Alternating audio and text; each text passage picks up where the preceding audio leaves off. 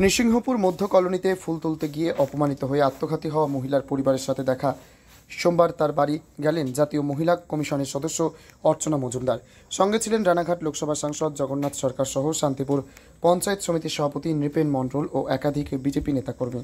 প্রসঙ্গত গত শুক্রবার নৃসিংহপুর মধ্য কলোনি এলাকার বাসিন্দা এক মহিলা ভোরবেলা তারই এক প্রতিবেশীর বাড়ির গাছ থেকে পুজোর জন্য ফুল তোলেন। অভিযোগ এরপরই সেই পরিবার ফুল তোলার অপরাধে ওই মহিলাকে মারধর করে ও কান ধরে উঠবস করায়। তার সেই অপমান সহ্য করতে না পেরে গলায় ফাঁস দিয়ে আত্মঘাতী হন ওই মহিলা। অভিযোগ ওঠে প্রতিবেশী পরিবারের সদস্য শান্তিপুর থানার সিভিক ভলান্টিয়ারের কাজ করার জন্য পুলিশের ভয় দেখিয়ে সেই অপমান করেছে ওই পরিবার। আর এরপর শান্তিপুর থানায় লিখিত অভিযোগ করে মৃতের পরিবার। ঘটনায় এখনও পর্যন্ত পুলিশ একজনকে গ্রেপ্তার করলেও এখনও অধরা অভিযুক্ত সিভিক ভলান্টিয়ার। এদিন মৃতর পরিবারের সঙ্গে দেখা করে বিজেপির পক্ষ থেকে জানানো হয় 24 ঘন্টার মধ্যে বাকি দোষীরা গ্রেপ্তার না হলে থানা ঘেরাও করা হবে বলে হুঁশিয়ারি দেন। কেটে যাওয়ার পরও এখনো পর্যন্ত সিভিক ভলান্টিয়ার মিলন করাদিকে গ্রেপ্তার করতে পারলো না এবং আটকও করতে পারলো না। কিভাবে দেখছেন, কি বলবেন? আজকে প্রশাসনিক গাফিলতির জন্যই সর্বত্র মানুষের মধ্যে অপরাধ প্রবণতা বাড়ছে। বিভিন্ন রকম অত্যাচার, বিভিন্ন রকম অপরাধমূলক কাজকর্ম যত দিন যাচ্ছে প্রশাসনিক ঢিলেমির জন্য বাড়ছে। কোথাও অপরাধী শাস্তি ঠিকমতো পাচ্ছে না। এই সরকারের কাজ অপরাধীকে আড়াল করা এবং অপরাধীকে বাঁচানোর জন্য মানুষের দৃষ্টিভঙ্গি ঘুরিয়ে দেওয়া, উদরপিণ্ডি বুদর ঘাড়ে চাপিয়ে দিয়ে মূল অপরাধীকে যাতে বাঁচানো যায় সর্বত্র এই প্রয়াস চলছে। আমরা এর তীব্র বিরোধিতা করছি। প্রশাসনের উচিত কোনো রাজনৈতিক রং কি করে এটা না দেখে অপরাধ করলে অপরাধীর শাস্তি হোক এবং যাতে বিচার প্রক্রিয়া দ্রুত সমাধান করে দৃষ্টান্তমূলক শাস্তি দেওয়া হোক। তাহলে বাংলায় নয় সর্বত্রই প্রশাসনিক পদক্ষেপ যদি ঠিক থাকে অপরাধ কমতে থাকবে। আমরা দেখতে পাচ্ছি বিভিন্ন জায়গায় যোগীর রাজত্বে অনেক ক্রাইম কমে গেছে।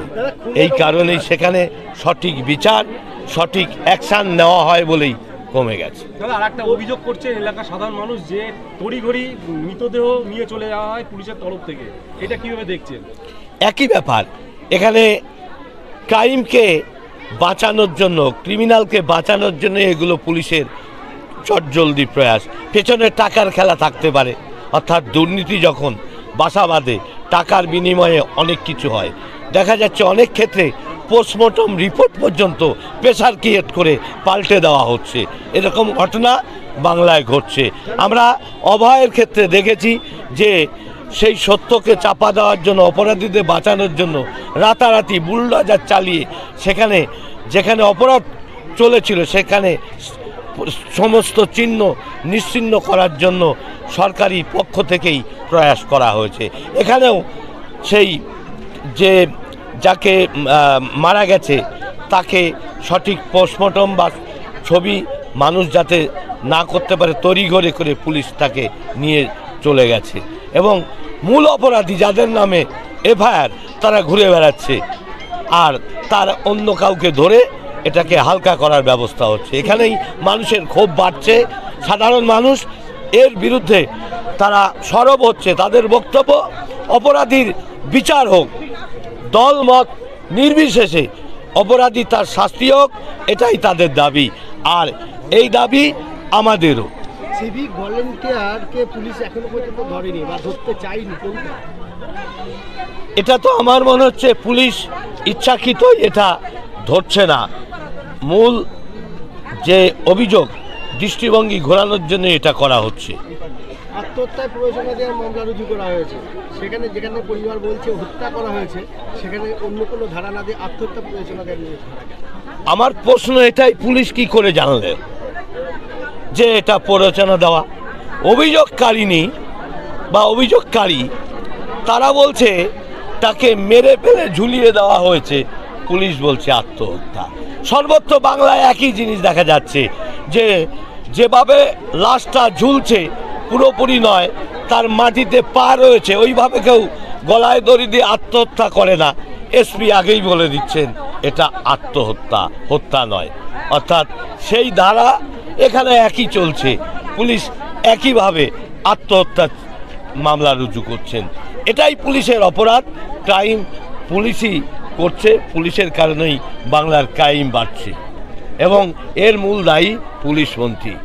এই ছোট ছোট শিশুরা বিচার পাবে বলে মনে হয়, যেখানে সিভিক ভলেন্টিয়ারের নাম উঠে আসছে?